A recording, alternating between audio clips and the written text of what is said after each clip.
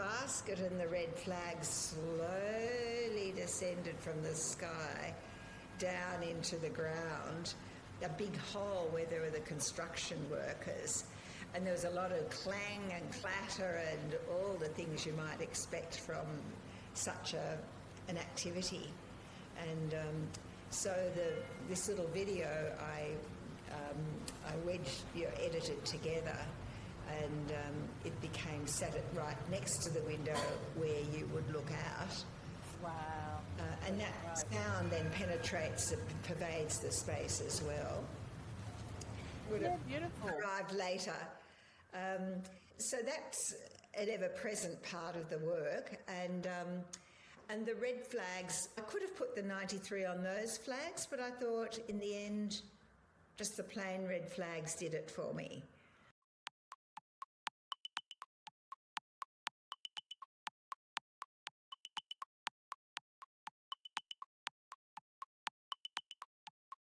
Yeah, and it's nice to see you again, like in another situation. And having looked at Erica's podcast, that was really interesting. Yeah, I really liked it. The technical issues we had with it. Yeah.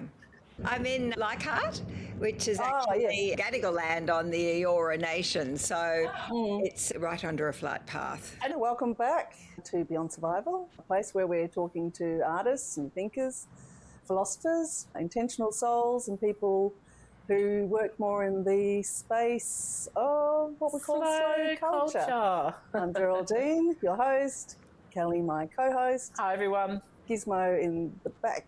He's sleeping already. He's had enough already today. Our Superhost, Stephanie Davis, our producer in the background. And it's with a big welcome to our guest today, Sue Callanan, who's a visual artist, sculptor, installation artist. And from Sydney. welcome, Sue, who is from her studio. Thank you. I'm delighted to be here with you all across the miles. Yes. And it's been a while since you and I connect. I feel like we should let everyone know that we do know each other. Last week we talked about everybody with Erica, who is also another Nine Dragons Head artist, and that's how we know her. And same with Sue. We know Sue through Nine Dragons Head, and Sue was one of the Australian artists that was invited to the Venice Biennale 24, that you started out in your work life as a social worker, and you did some teaching as well. And that followed on from teaching in community welfare for many years, actually. Yeah. So let's start. When you left high school, what made you make that decision to become a social worker? And at the time, were you also doing art at high school? Were you engaged with art? Not at all was I engaged with art. We had very little opportunity. I probably did 1 year of art in high school, which was the very first year. And that was tinkering, and I loved that. But no, nothing. And so it wasn't seen as a viable option of any kind to pursue. And I think leaving school, I thought I was going to but I was steered well away from that because, you know, women don't deal with large animals. And I want the small ones. So I think they told me, well, I'd be good at, what was it, secretarial, because I'm fairly accurate but a bit slow. So anyway, I didn't pursue that path. But I think at those days there were fairly limited options for women. Women were teachers. I don't know why social work came into my mind. My father was very community-minded, so he was always in projects, different organisations within the community. So whether that was part of it, I think the other part of it, I have to admit, is not just helping people, but a curiosity about other people's lives, other people who live very different lives from the way I've lived. I think the lure for me. And what about your parents? What did your father and mother do? Was there any influence there creatively at all? Or? Not so much with my father, because he was a chemist and he was always busy. My mother was different. She was, a housewife mother, extremely, I think had a bit of an artistic bent that was never pursued. It wasn't seen as an option either. And she would actively encourage her 3 children to pursue things where their hearts were going. So, she would, it was very positive. Yeah. And unique for that time, I imagine. Yeah, even that's just a really positive start. You've got your mum who was creative but maybe didn't live into it, but she probably was around the home. She would have much preferred that I did advertising rather than dealing with people's problems. So why do you want to be immersed in that? But anyway, that was just her thought, and she never got in our way, really. So yeah, I just did that. And it was terribly interesting. I really enjoyed the course and learned so much about people and organisations and working with groups, and it was expanding one's view of the world in a big way. I think good preparation to be an artist as well. Yeah. Because you're looking from an observation still. You're in that role, I imagine that you're observing everything that's going on around you and observing each individual and their stories. Yeah. And isn't that what we do a little bit as artists? I think so, yes. It's what comes up in front of you that you're really not expecting.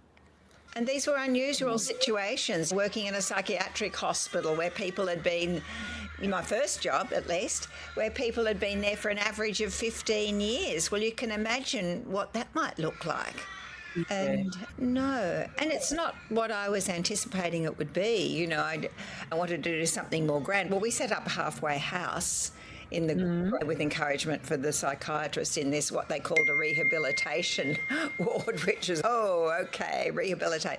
So I set up a halfway house with his support in the grounds of the hospital, and so for people study in England, so we went over there before a lot of that. I got to see that, but certainly the halfway house happened, and it was kind of such an eye-opener. And people were so institutionalised because many of them had come in at the time before there were psychotropic drugs, so they had just been there for years, 15 years on average, sometimes 30 years, and it was quite shocking when I'd go out shopping with one of the residents and she said, people are looking at me.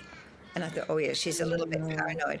But in fact, people were probably looking at her because she looked kind of different. Yes. There was one man, he ended up in a psychotic state. He was burning the curtains in his boarding house. And I realised, let's realise that this psychotic episode was triggered by the fact that his social security had stopped. And I thought, well, let's just hear together and I'll tell you what to do. And I realised he couldn't get past base. He was just totally flummoxed, even though I told him what the next step was. So it's big learnings when you sit next to somebody and try and work out what's actually going on for them. Really. Yeah.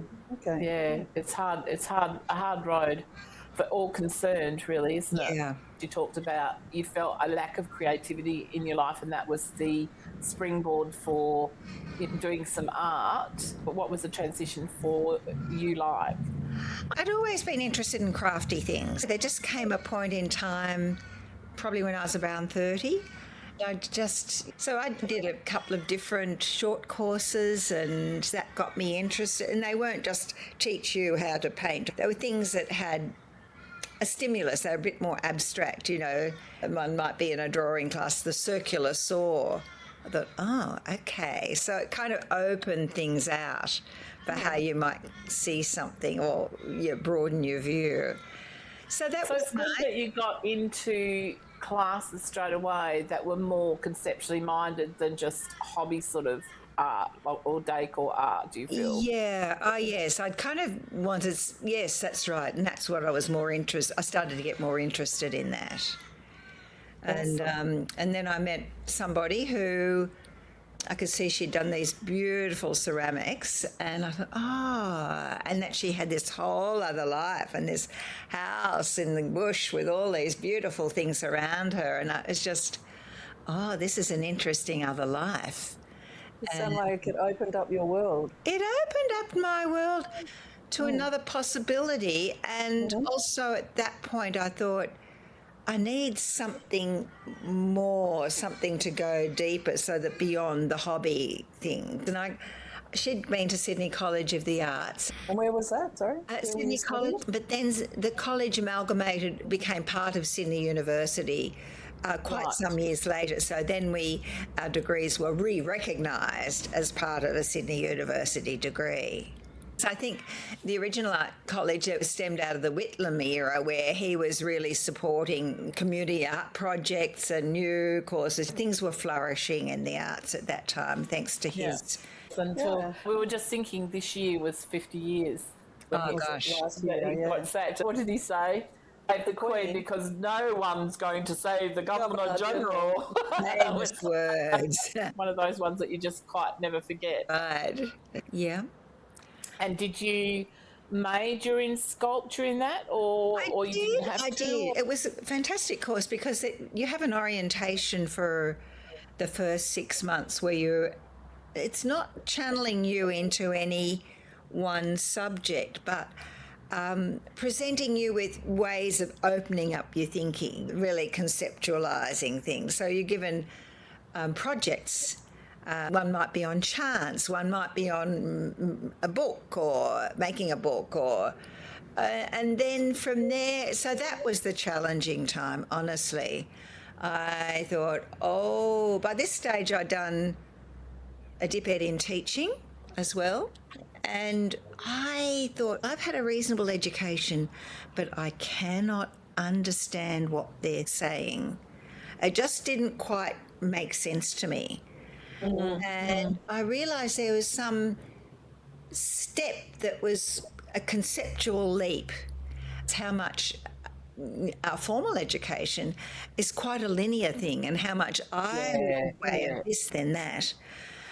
And this was very different. It was all simultaneous, you know.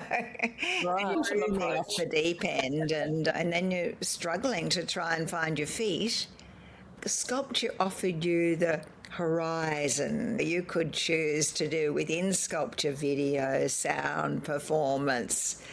It really, and the sculptural installations. So it was, I think I just gravitated towards it. That was an opportunity where you could learn a whole lot of skills.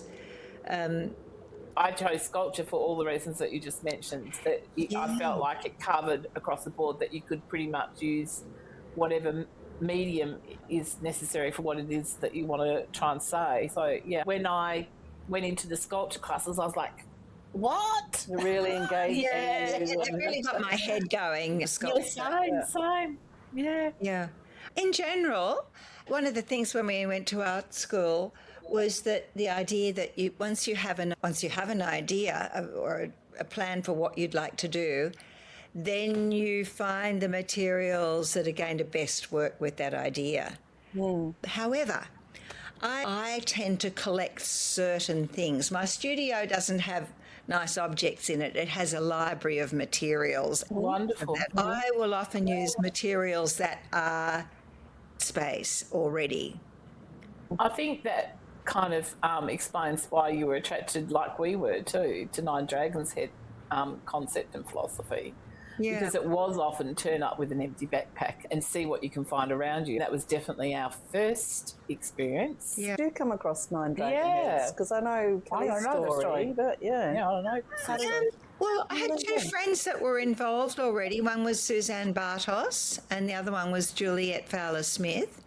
Oh, gosh, okay. Yeah, and We met her in 2003 or 4, I think it was. I first went over maybe in 2010.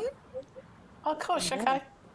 So, and Suzanne was the trigger for me to get introduced to the park and then get invited. And that was really fascinating and interesting. And with the idea of all these people coming in from all different countries. All over the world. Yeah, it was wonderful, wasn't it? Yeah, wonderful. And then having an exhibition in a space, so you get to think about that environment in advance through art concepts. And Did they do indoor, outdoor exhibition in the year that you went? I went again, this time with Juliet, and in that instance we one of the places where we worked was on some mud flats, near tidal mudflats, and that was really interesting. So that was, we stayed in what was the next youth detention centre, so it was a big, had capacity for incorporating all of us. And then we'd go out by day and navigate this outdoor environment. And so we did, yes, there have been opportunities. And always there's, on the 2 occasions, there've been, 3 now, there's been the opportunity for what they call room-to-room shows. So it'll be something that is much more improvised and spontaneous. So you might have a day or so to think about what it is that you might do, and then you'd go around to each other's rooms or to sites nearby where you've chosen to undertake. Well, I don't know if you can call it a work always, but some gestural art gesture, which is fun. Yeah, like a little footprint to get everybody Yes.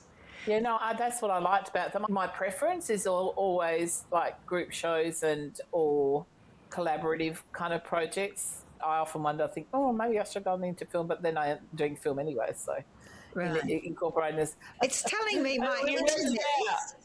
Oh, it was the internet that went down, was it? I think so. It said your internet connection is unstable, which is annoying. Nearest thing, is that going to interrupt everything? Yes. No, not at all. No. I'll go and check. All good. We got time as well. We have, anyway. I think the router is actually downstairs, so I'll have to. Do you want to have a little look on the way down? Yeah, take us for a tour around the journey.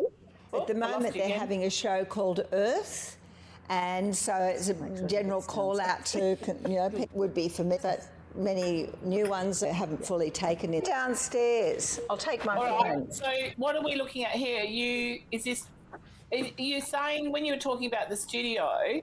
Are you in there with other artists? Yes. So there are 5 studios. Are you there every day?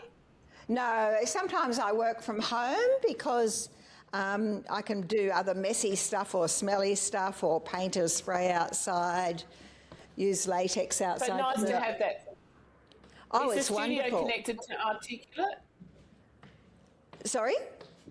Is the studio connected to Articulate or totally separate? Yes. So all the studios are upstairs, and then downstairs. And the gallery's downstairs. Can you see? Can you see the space? I can. Oh, it's beautiful. Obviously, I've seen.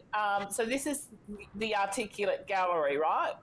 Well, we're calling it a project space because when we were looking, there were a group of I can't remember, maybe 8 people looking for studios, and one of them eventually said, "Oh, well, actually, I don't want a studio. I just want somewhere where I can put up projects and look and think and test things out." And so, great idea. When we eventually came across a space that would work, we thought, let's have a project space.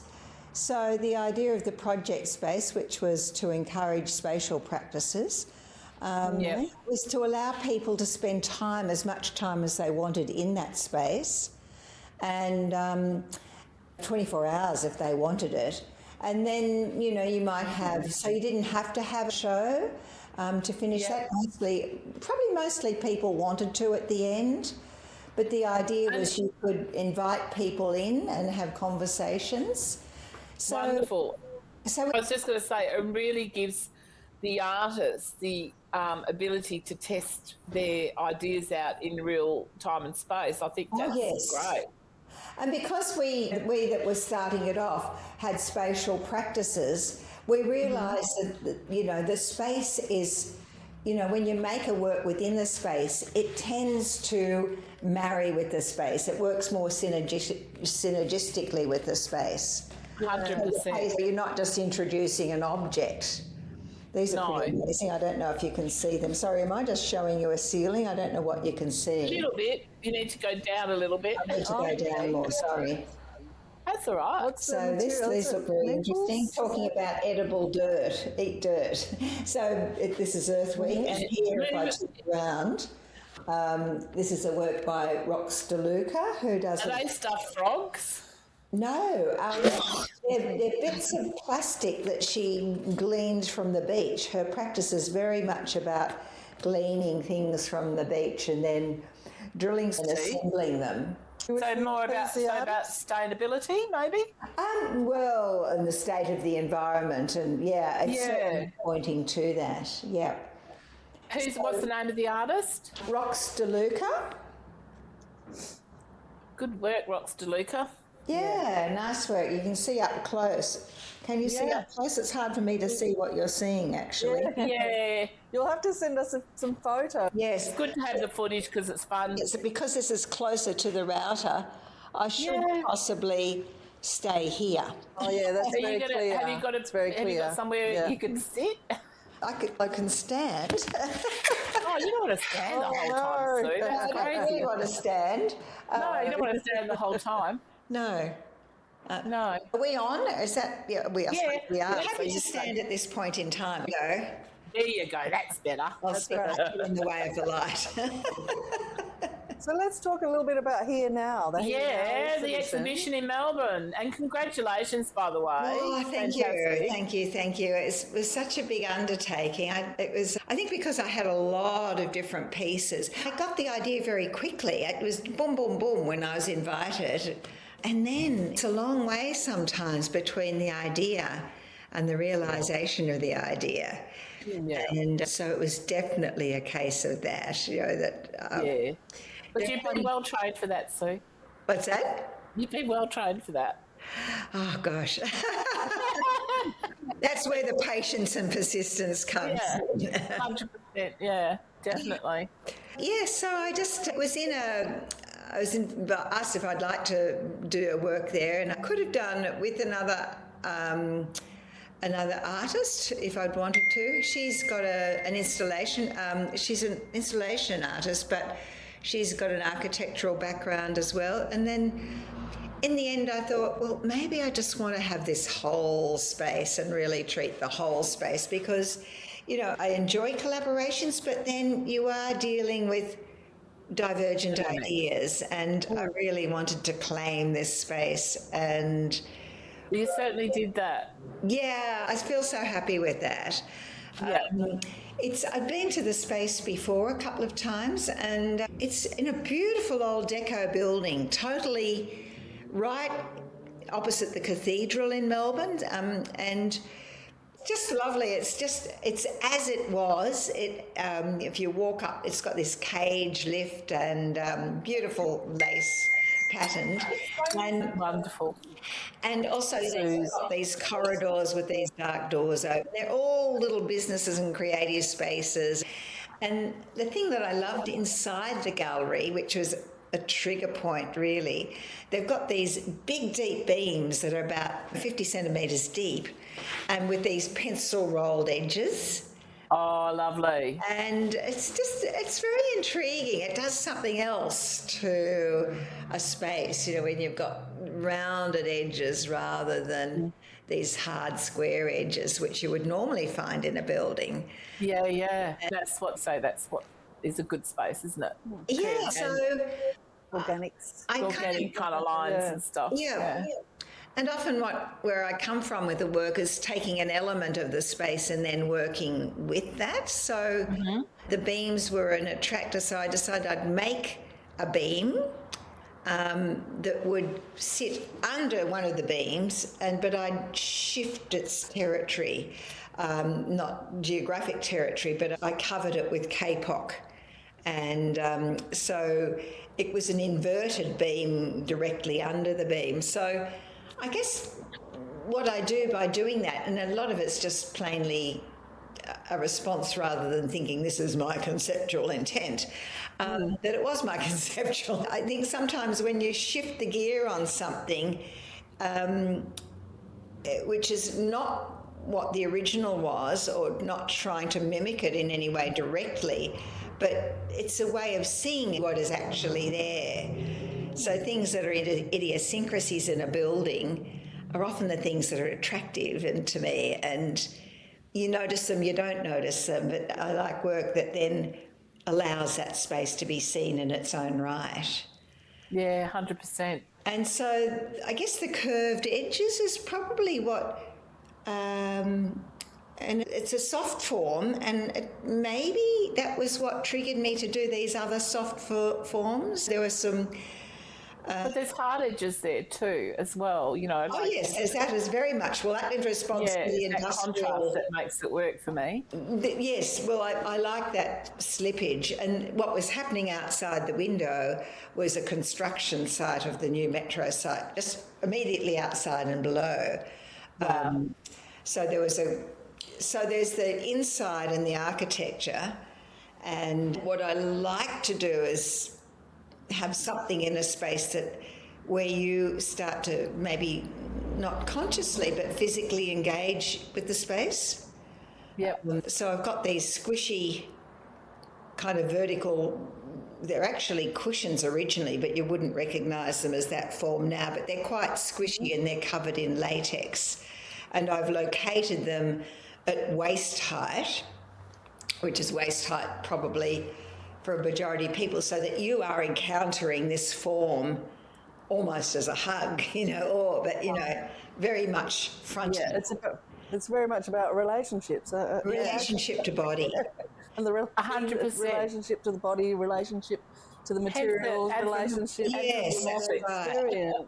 This latex I was hoping would make it like materially approximate flesh, or reference to flesh, not approximate, but a reference to flesh and soft bodily forms. And, okay, now just to go on the other side of the coin with this, tell us more about what place the flags took. Okay, so the beginning... And colouring. Your colouring's very, like there seems about a palette of about 3 or 4 colours, really. Not many, yeah. Yeah. I didn't deliberately choose to have a limited palette, but I think it kind of worked to allow that slippage between industrial and flesh and body. Yeah. So the organic so I like it to be not one or the other, but to allow you to slide between them and create that sense of ambiguity within the objects, as within the space. So when I was sitting there chatting away before the idea of this, I looked out the window. Well, what caught my eye was a crane basket just travelling across the sky above the tall buildings, and it was a deep blue sky. So this mesmerising movement across the windows, which I then had to just quickly video. I had to leap up out of the conversation. It was so caught my eye. And then, it was like a solo kind of image travelling in space almost. It was like you were looking through a window. Moving. Yeah, moving in space, but also you framed it through a window. Yeah, I had to go closer to the window, and I saw it where it was, what was happening. It was a crane was moving it across, and then the crane descended gradually, and there was a red flag blowing that had the number 93 on it. What that referred to at the time, I had no idea. No, I was just thinking that. What was the 93? Because normally they just have the red flag, don't they? Yeah, but I did find out. But what was lovely too is this basket and the red flag slowly descended from the sky down into the ground, a big hole where there were the construction workers, and there was a lot of clang and clatter and all the things you might expect from such an activity. And so this little video I edited together, and it became sat right next to the window where you would look out. Wow. And that sound then pervades the space as well. I hope we get a snippet of the video. I sent you the video, but I think, I better send you the video. So that would have arrived later.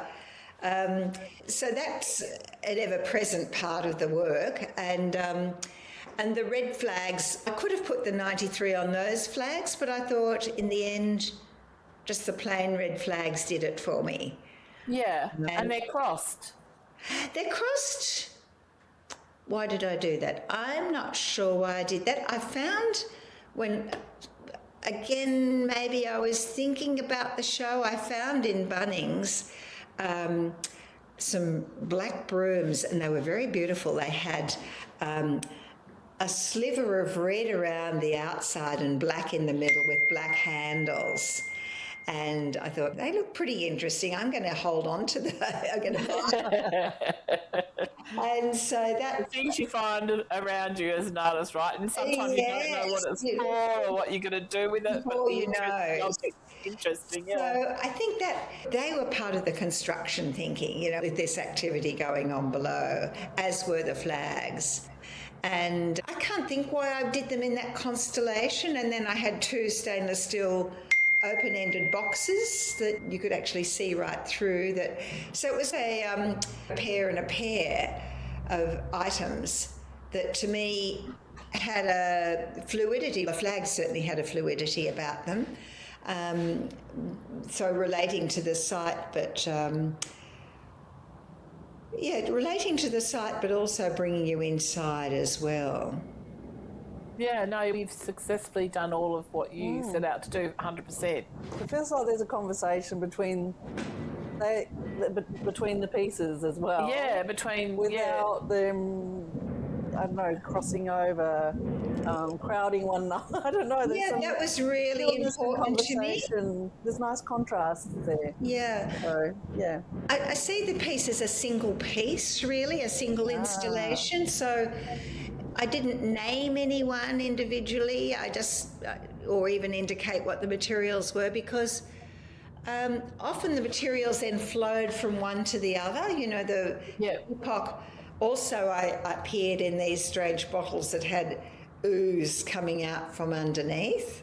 Mm-hmm. So I dyed that K-POC, which made it look quite different, but it is still a derivation of the same material as cream. And then I had a big, huge square, maybe 2.4 metres by 2 metres high, square of black felt that I found on the footpath. And I thought, oh, I like that.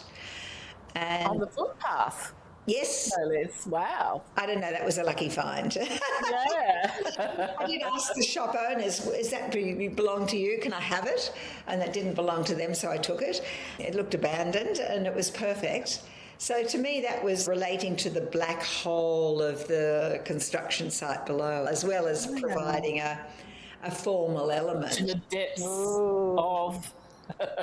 going down.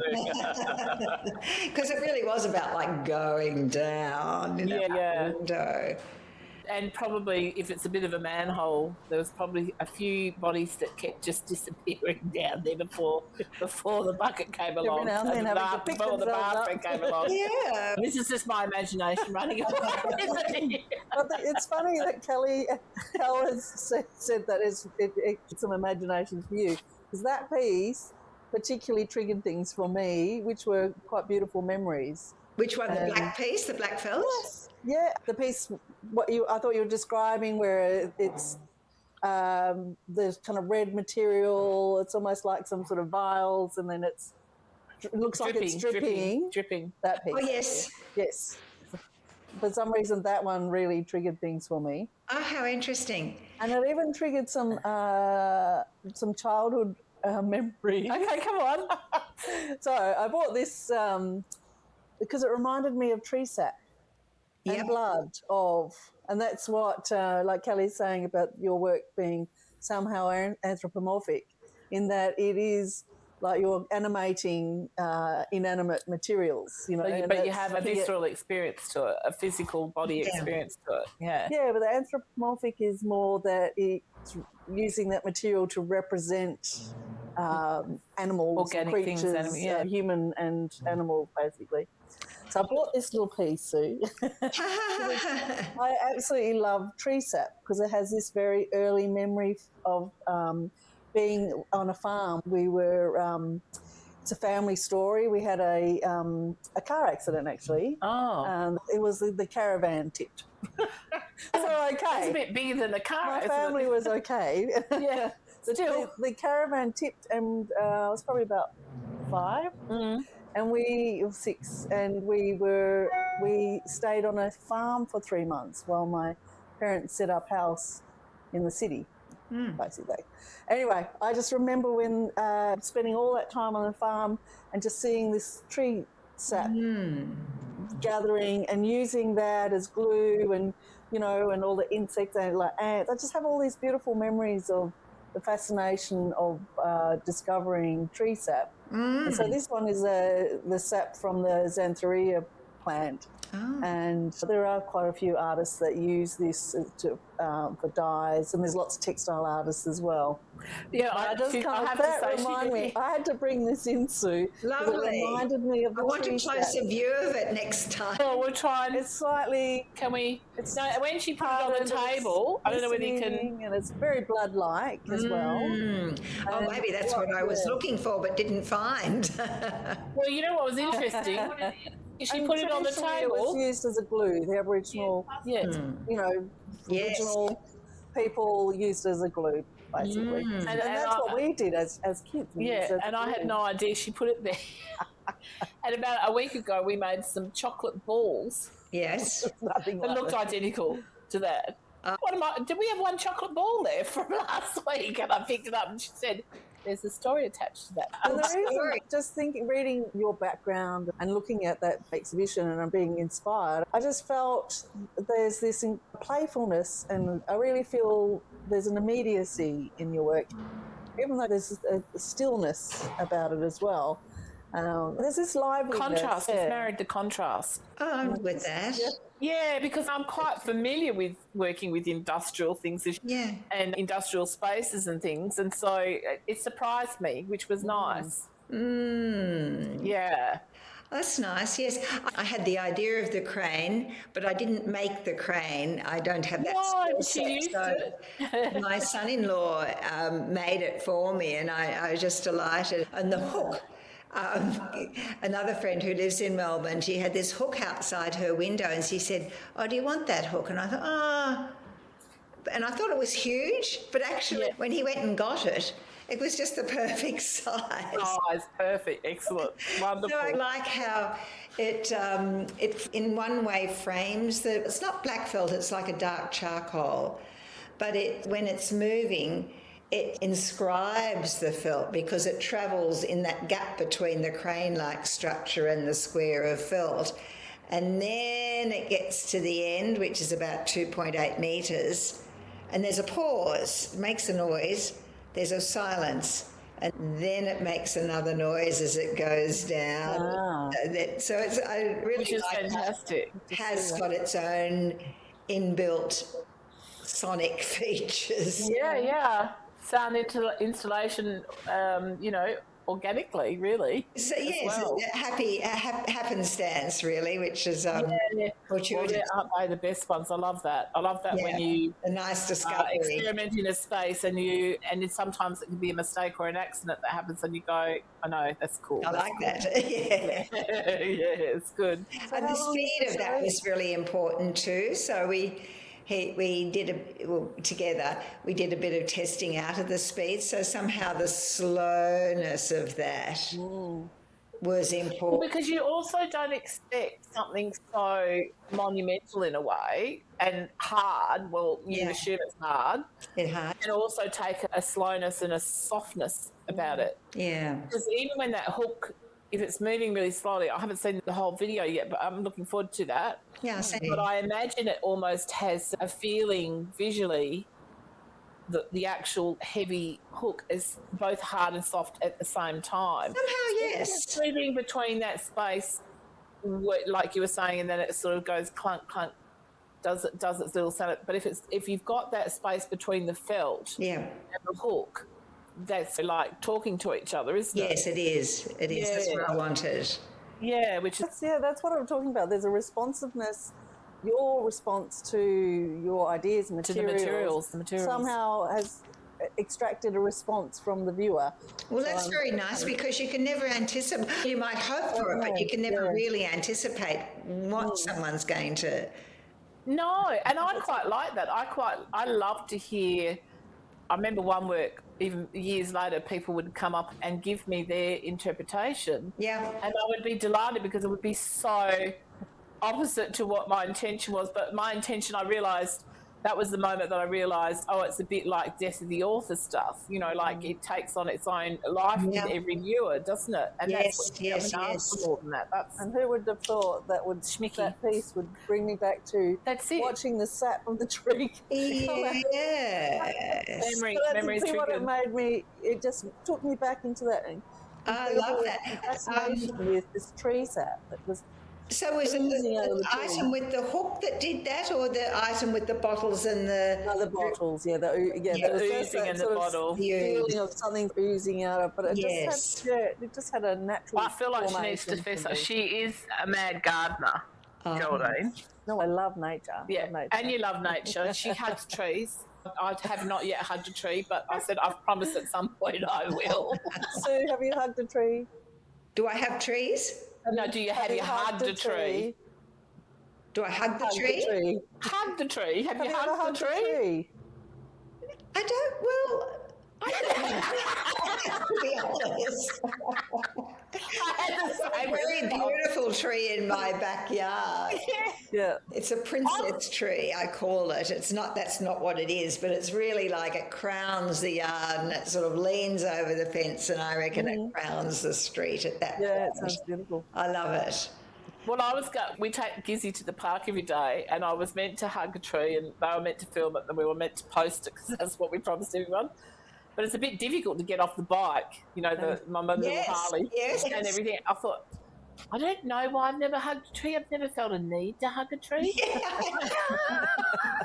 But I felt like... Everyone should do it at least once in their life. That's what Geraldine tells me. But I thought, we've got this magnificent tree that must be 150 years old at the park, maybe older, I don't know. But you feel, for me, I'm like, but sitting under the tree, I get the same experience. I hope the tree has the same experience. Oh, yes. I definitely get whatever that hug would give.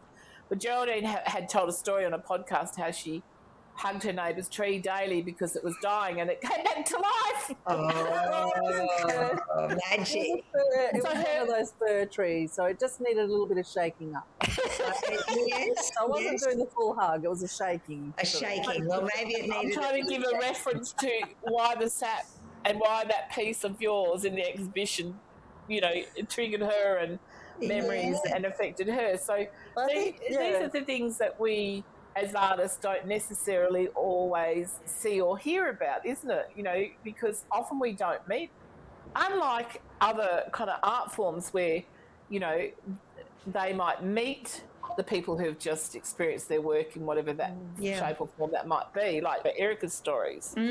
She has far more connection with her viewer or her audience, right?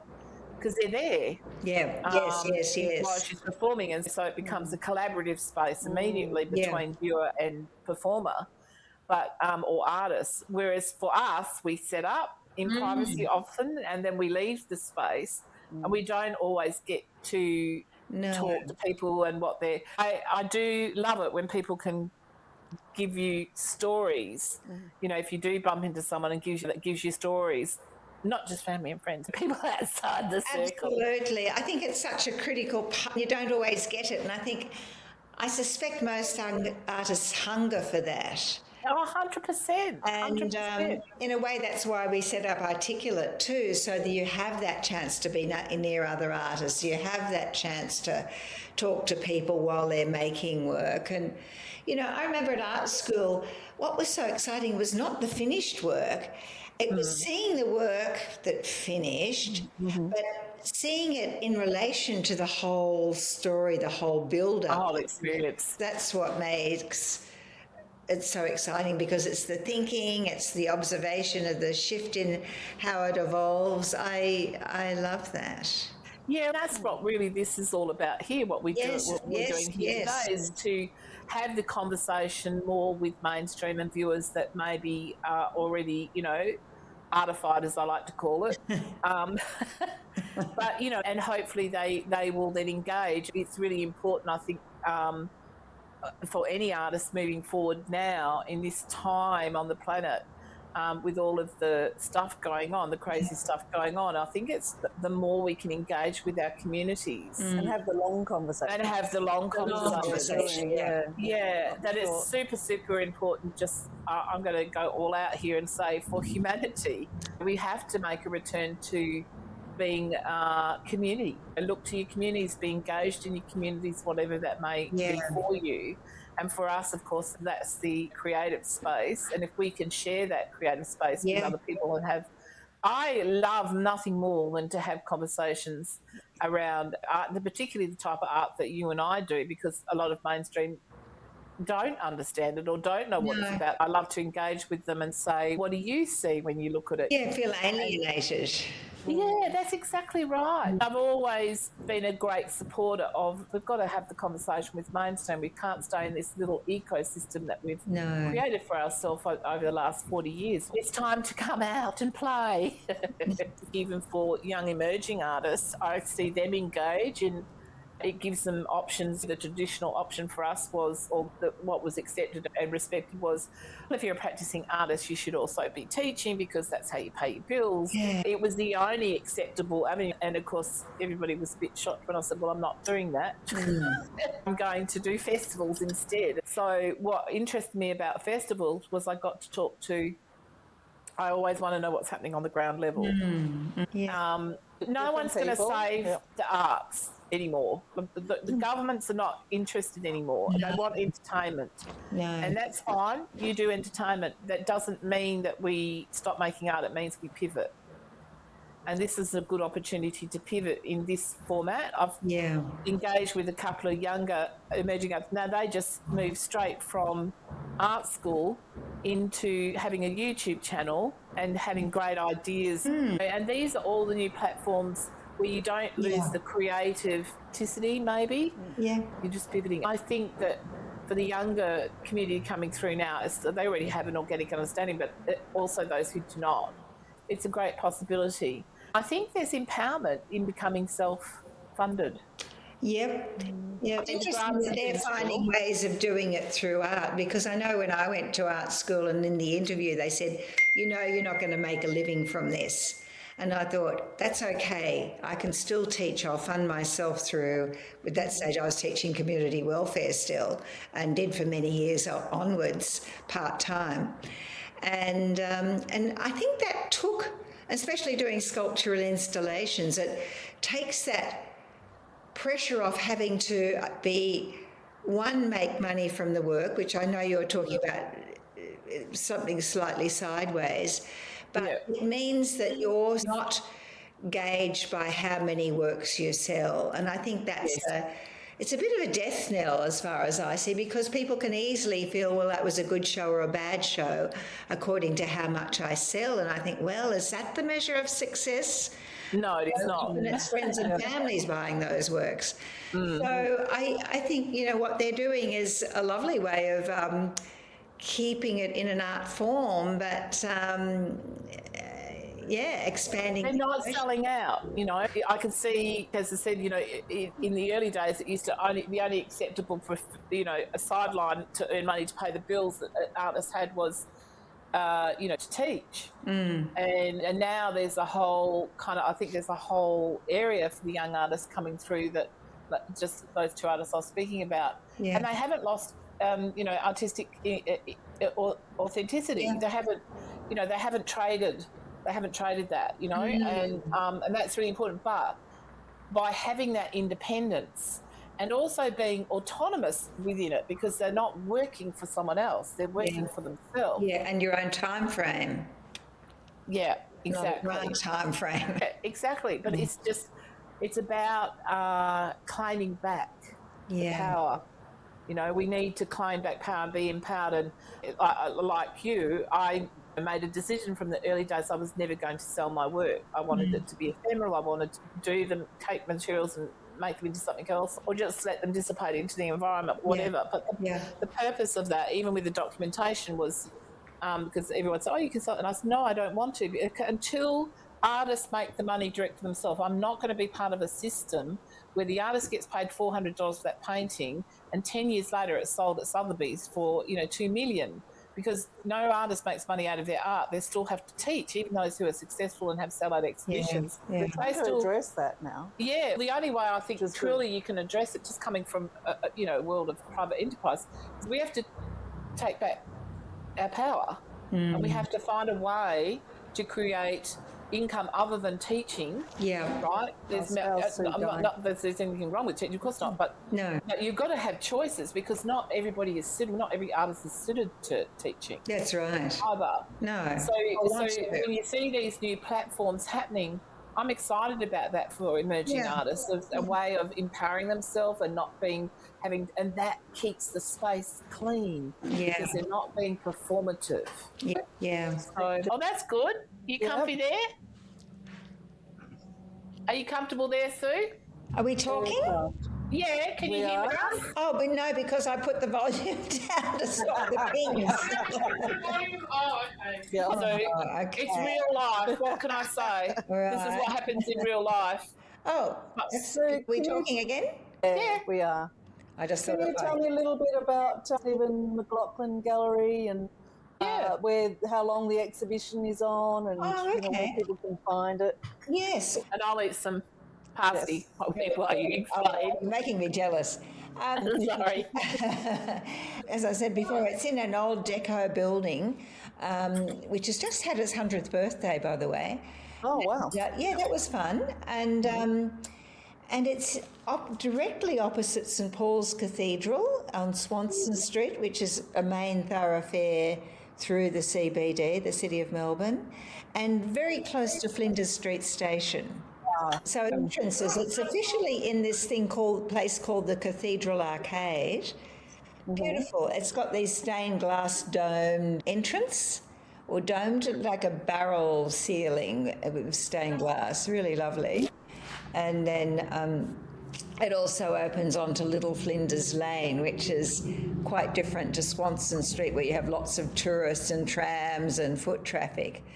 It's wonderful. I had my friend who was studying with me at the RMIT, and she was wonderful. She was helping me every day. So we'd start with a coffee in the morning. We'd go somewhere else down Little Flinders Lane to have a coffee and then lunch, and then maybe we'd go to Brunetti's and have a coffee and a biscotti at the end of the day.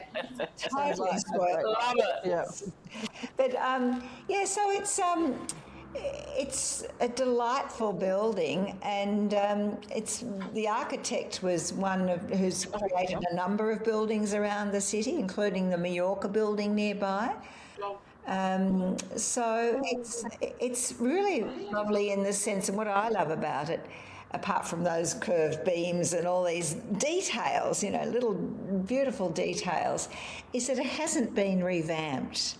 Oh, nice. You go these corridors and they've got the really old tiles, and in sections they've just fallen off. And haven't tried to renovate or replace them. And I think Perfect. There's something very calming about that nothing's been rejigged. Yeah. And what it is, and it really gives you that sense of its life and history. And it's full of little creative businesses. And so it's got, even though you don't always see people, it's got that ambience about it. Yeah. Now, Perfect for your work. Yeah, and Geraldine was curious to know the name of the gallery. Who is that? Oh, yes, it's Steven McLaughlin Gallery. So Steven initiated it, and he's been running it, can you believe it, for 32 years. That's amazing. So that's a very long time. And so I don't know that it's so much...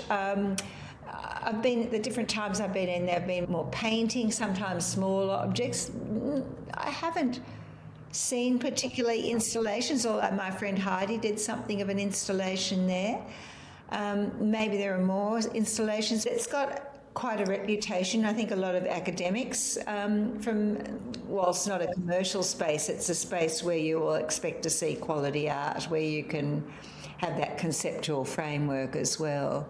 Nice. That's incredible. 32 years for a gallery is incredible. Steven is a fountain of... Well, I wonder what's happening in New South Wales as far as... Yeah, like arts defunding. Culture as far as government. Yeah, grants have become fewer and fewer, actually. I think it's certainly not prioritised. So people are it's probably more leaning towards performance, if anything, and like enlivening city. Because they can see the entertainment value in that. Yeah, exactly, exactly. And that's what they're happy to fund these days. Yes, that's correct. That's correct. Can I interrupt for half a second? Yeah. I can see that I've got a low battery in my charger's upstairs. Oh, So I might dash off and get that before we cut out. yeah, no, go for your life. It's interesting because I've just moved near an artwork and I thought, it's got all these gold, I'll show you. Try and point it to it. It's got all these gold bowls. Yeah. Oh, nice. And one there's fine red clay dirt and on the other there's a bow, like a performance. Is that like a reference to singing bowls or something? I'm curious. I'm going to come on Sunday to the artist talks and I'll find out. Right. Yeah, then you can fill us in as well. I mean, they do have It a looks room like a good sheet. spot sitting on the floor. I like that. Yeah, oh yes. One of the things we encourage is for things not to be on plinths. Yeah, nice. All right. Okay. Sometimes there are for various reasons. We try and encourage people to do things. Sometimes there are. It makes sense. It's not that we're completely religious about it. But, I know we've got some notes there on Articulate, but how did that all happen for you? Like, how did you get involved with all of that? well, that's when I came back to Sydney after living in Melbourne for 3 years and doing the Masters in Art and Public Space. And then, art and public space. And then when I came back, I really wanted to reconnect with people here because it had been a while since I had. And so I knew some other artists who were looking for studio spaces as well. We went off hunting for quite a while, 6 months, and then we gave up. It was too hard. All of a sudden, this building... one of the agents, said to me, there's this building. You interested in this building, or should we take the list? And I went with Suzanne. At that point, we got that call. We said, let's go and have a look. It's school. It's a bit like Lois and I, that's how we met, was at art school. It's got a few things going for it. Yeah. So, sorry to interrupt. I know that's a great little area. Sorry to interrupt, but this is absolutely amazing, isn't it? Tell Sue. I'll send. Things are burning.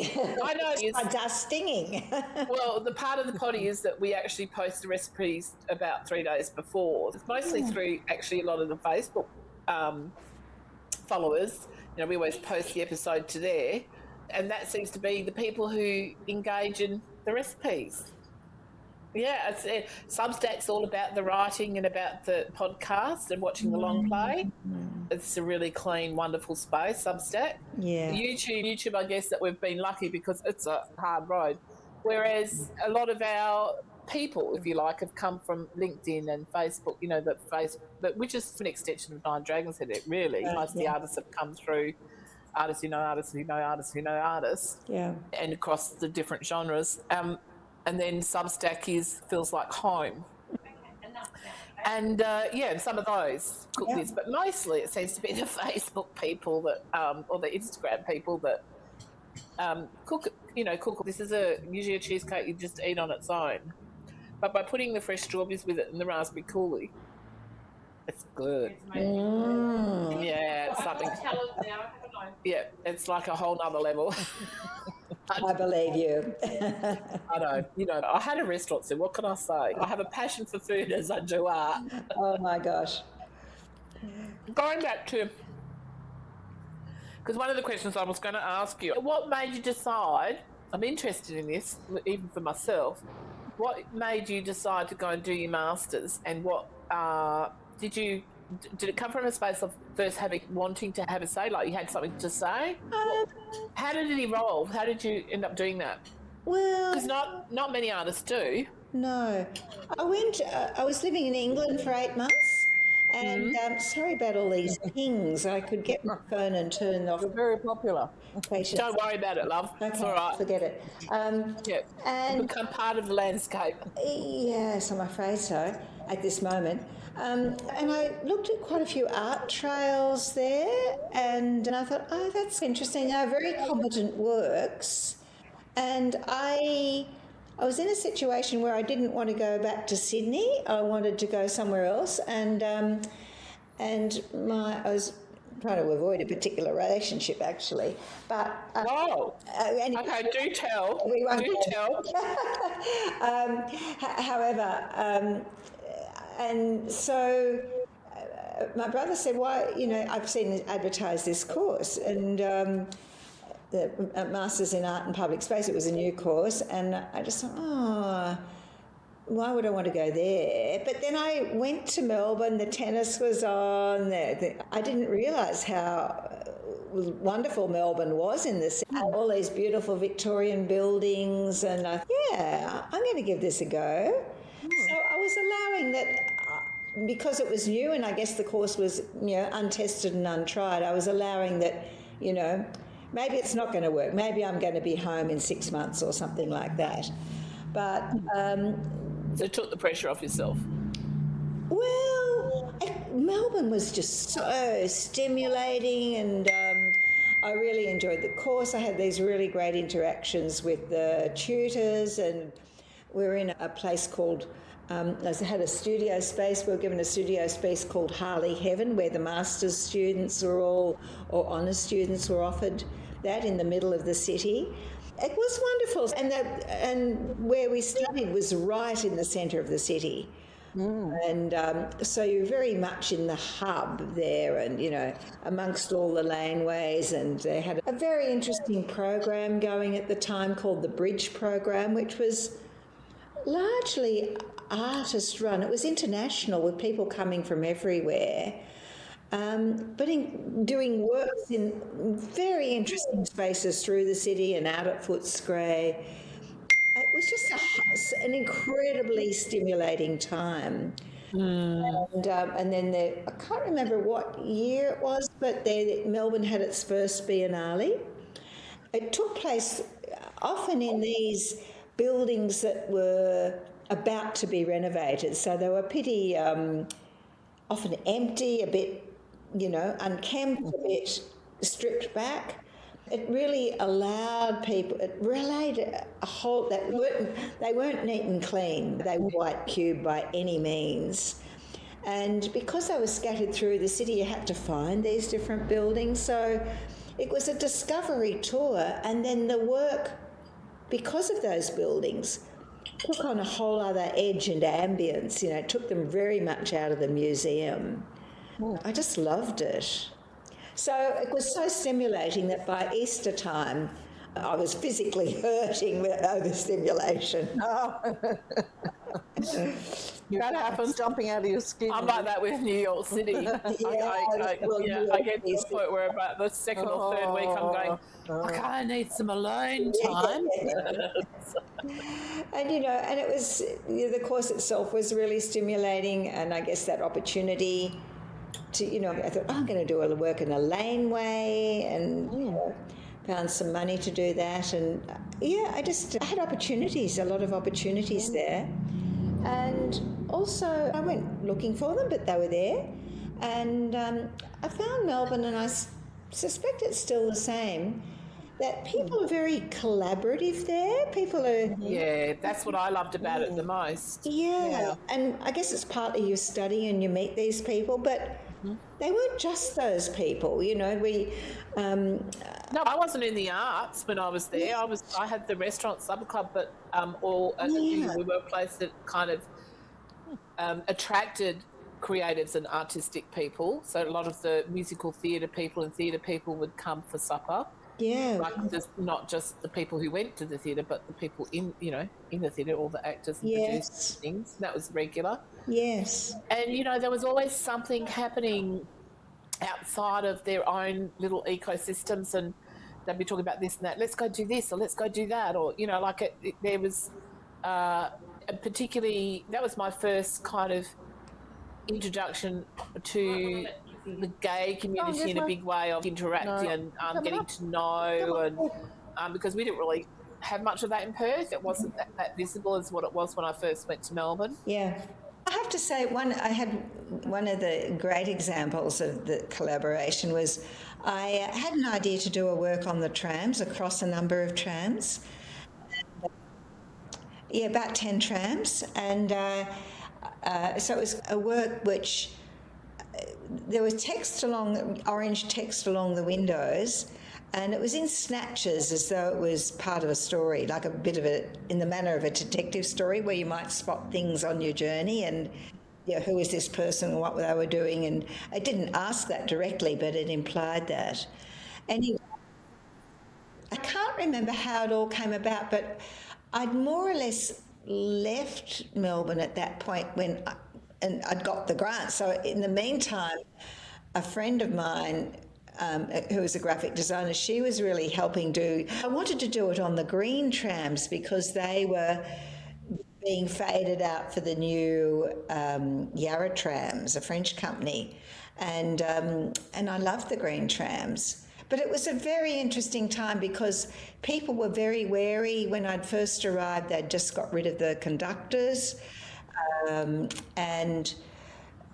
Anyway, this friend managed to persuade Yarra Trams to let me have the 10 trams to put work on, which was a very big, important bit of negotiating by her because those trams are worth money for advertising, and it wasn't that. So it was nice because it sat in that space between art and advertising deliberately.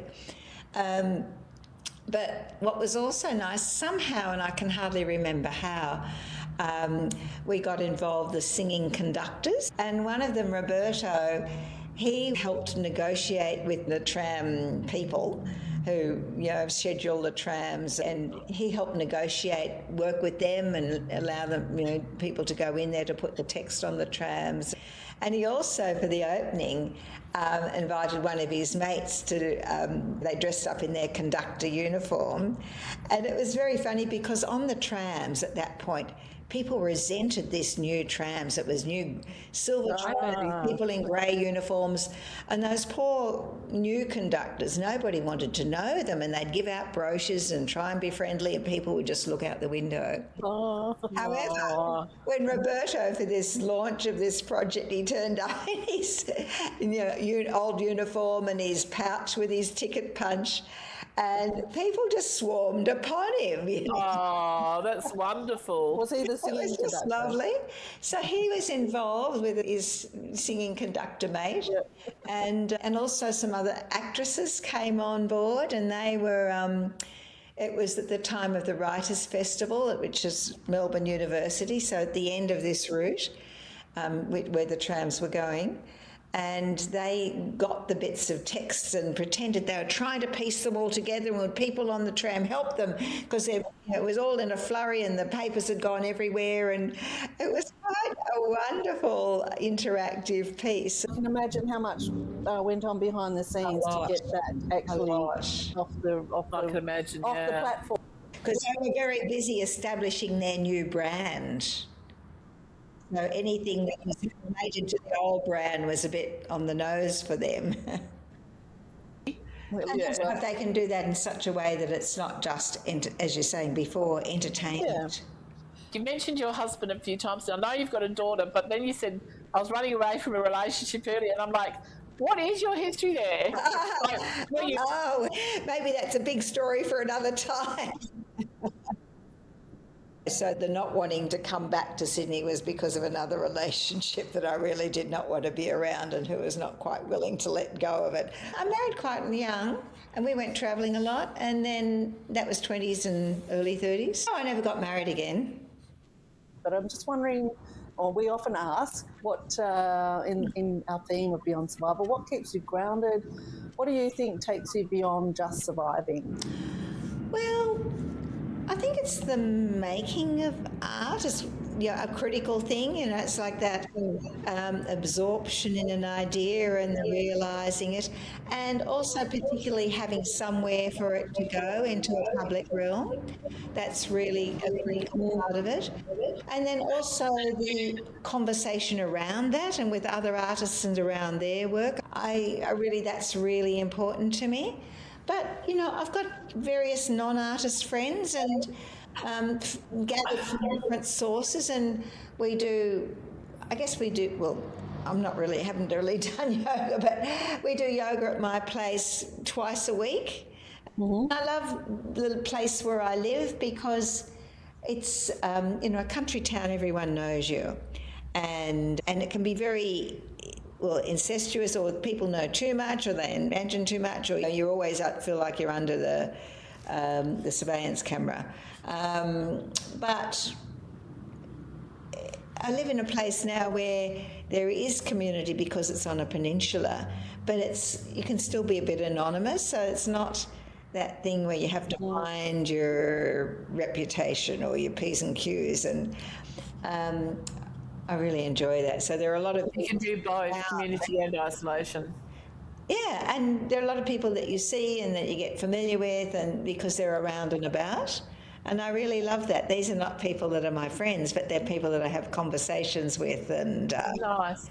I really enjoy that. It's like me getting out on my scooter, and because I like to go and talk to neighbours that I don't otherwise see. I'm looking at an 84-year-old who's a role model. I think, wow, I want to be like that. It's been really nice, actually. I didn't actually show you my studio, but as I say, there's not any artwork. It's just storage facility. Stuff and materials. Piece went into the Luna Cinema and it stayed up for 2 weeks, and then there was complaints on Facebook, and he pushed back and said, no, we're not taking it out. We support all art. But because we installed it the evening of the premiere of The Apprentice, the movie Apprentice about Trump's life. Yeah, all right. Right. Yeah, and then people came out and saw all of this was about dictators and all his connections with dictators and presidents, sort of insurrectionists and all that sort of thing. And it was done in little film strips. And then I had cats sitting up the top with fishing lines, fishing, and then we cut out their heads and put them in a glass on top of the boxes. And it was like pearls of wisdom stuff, like the cats, the single girls and the cats. Remember, they're eating the cats, they're eating the dogs stuff that Trump said in his We'll cut that word out. Debate. Right. And so it was basically the cats were fishing for pearls of wisdom. And it was like, and what was the statement we put next to it? Was the off with the heads, said the Red Queen, off with their heads. And then there's the conversation that goes on between the Red Queen and the cat. Anyway, that's just another story. It's going for dinner time. Yeah, but anyway, there was so many complaints about it that he did eventually take it down. Because they're all Muslims had a reaction to it, Jewish had a reaction to it, Trump supporters had a reaction to it. It was all in there, but it did what it was meant to do. Yeah. So that was good. I suspect it's in his office somewhere now or at home. And I did a little piece that I put on the steps. It wasn't on the steps of the war memorial because you can't put anything on the steps of the wall. I had put that on a step that was in the section leading up towards the memorial, but and it was a little tent, and like a refugee type tent, and but that was gone by the next day. Well, I don't know what happened to it. Oh. So we always exit. We say to people, laugh, our viewers, laugh until your belly just hurts. Flow. Yeah, love ferociously is our favourite. Love. Yep, love ferociously. What's the other one? And then finally just freaking breathe. Just do a nice big deep breath every day. Part of that yoga. You do yoga, so Breathe out more than you breathe in.